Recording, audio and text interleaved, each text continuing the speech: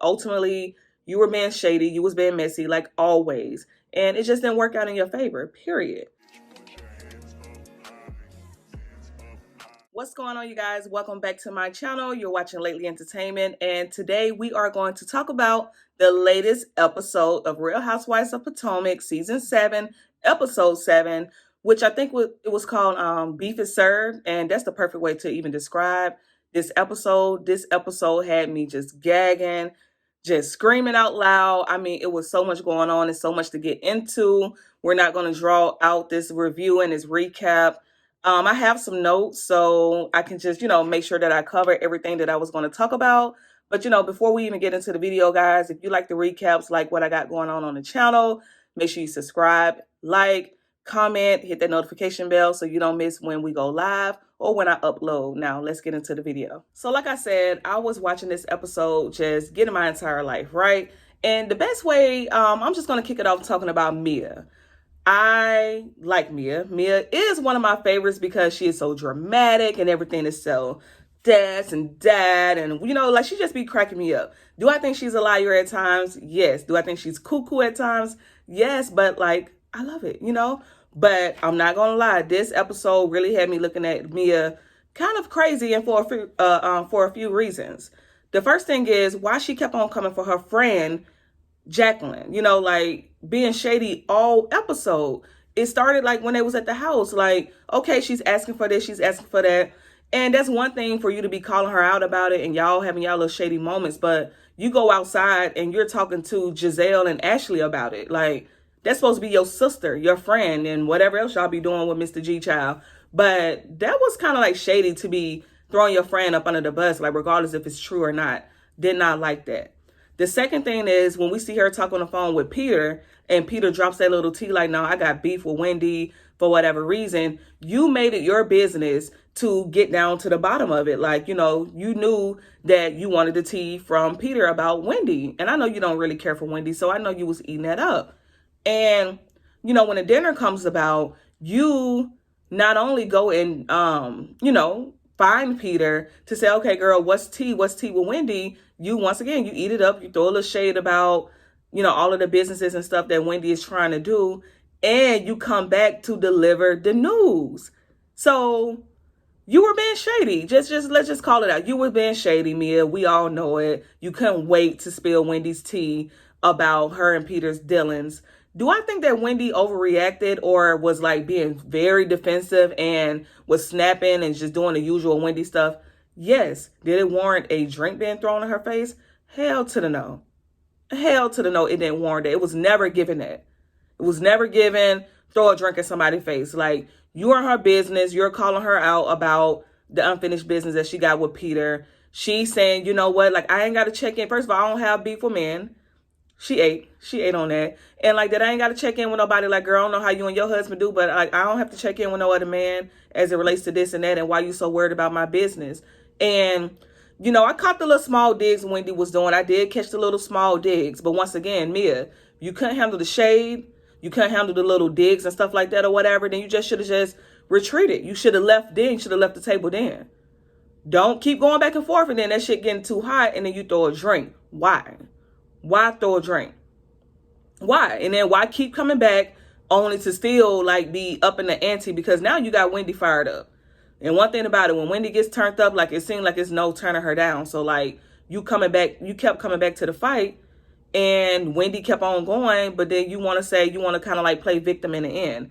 Didn't really like that, Mia. Didn't really like that. Ultimately, you were being shady. You was being messy like always. And it just didn't work out in your favor, period.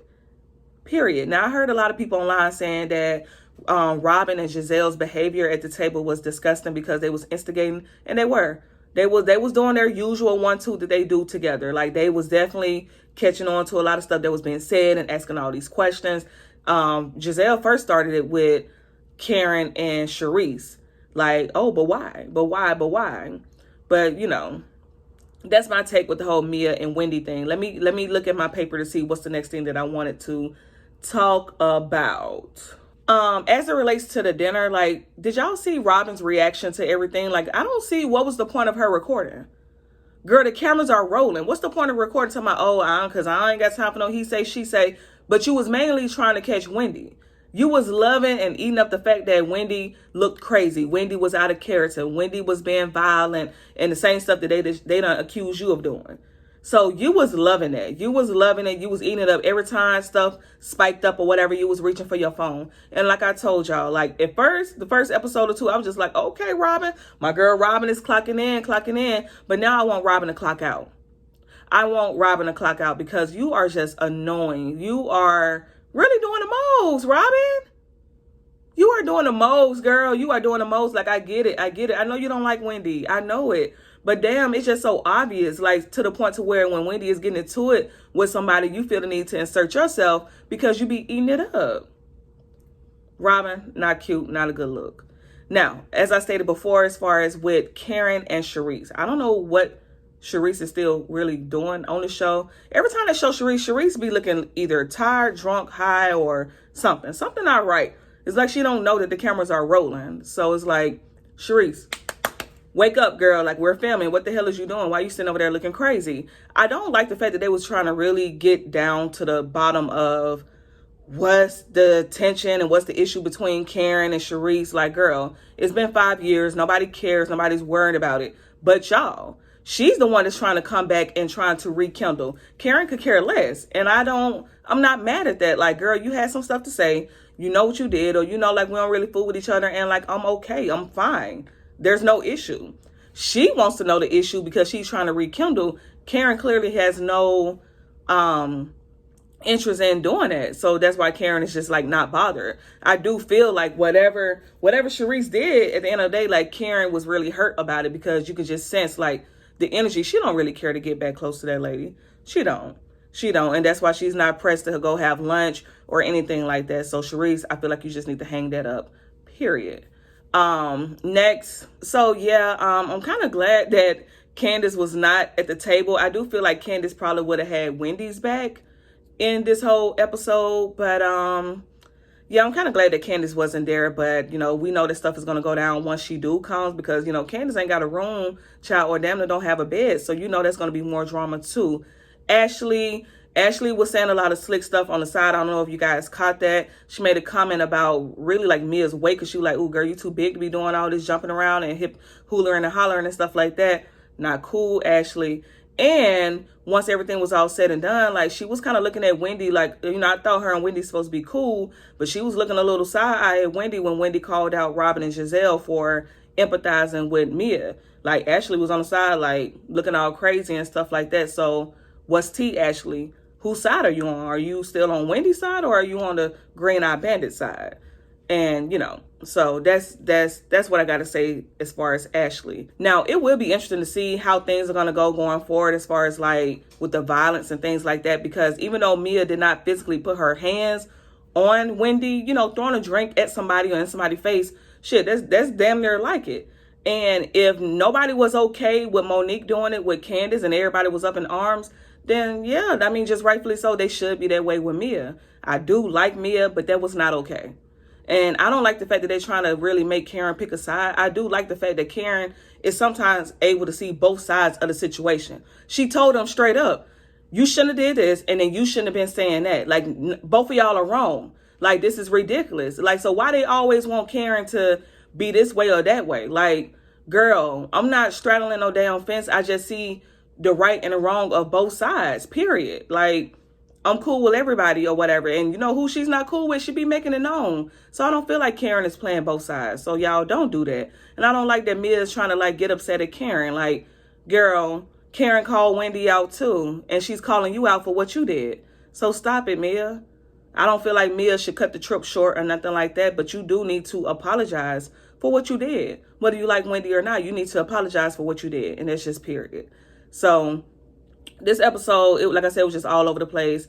I don't like how they both got out of character. You know, like I said, I don't like Wendy. I don't care for Wendy at all. But I don't like seeing neither one of them out of character. And like I said, as always, Wendy just be doing too much. Like, girl, the shit is over with. Like, you still going. Wendy does have this type of chip on her shoulder. Like, she be having something to prove. Like, you can't say nothing to Wendy because she's going to go 1,000. You know, like, girl, calm down. So That's my thoughts on season 7, episode 7 of Real Housewives of Potomac. Cannot wait to see what happens next episode. If you guys are rocking with the recaps, let me know in the comments and let me know who do you think was right or wrong in this situation with Wendy and Mia. And, what are your thoughts on Mia and Jacqueline's relationship? We see in real time them beefing and stuff like that or whatever. But what do you think about the dynamic of their friendship? Because you heard Jacqueline say, like, girl, if I would have met Mia as an adult, we wouldn't be friends. That's telling. That's very telling. And what do you think about Karen and Charisse? Should Karen give Charisse a second try? Or should they just let that go 5 years, just leave it in the past? Let me know what you think in the comments. As always, thank you for watching Lately Entertainment. Peace.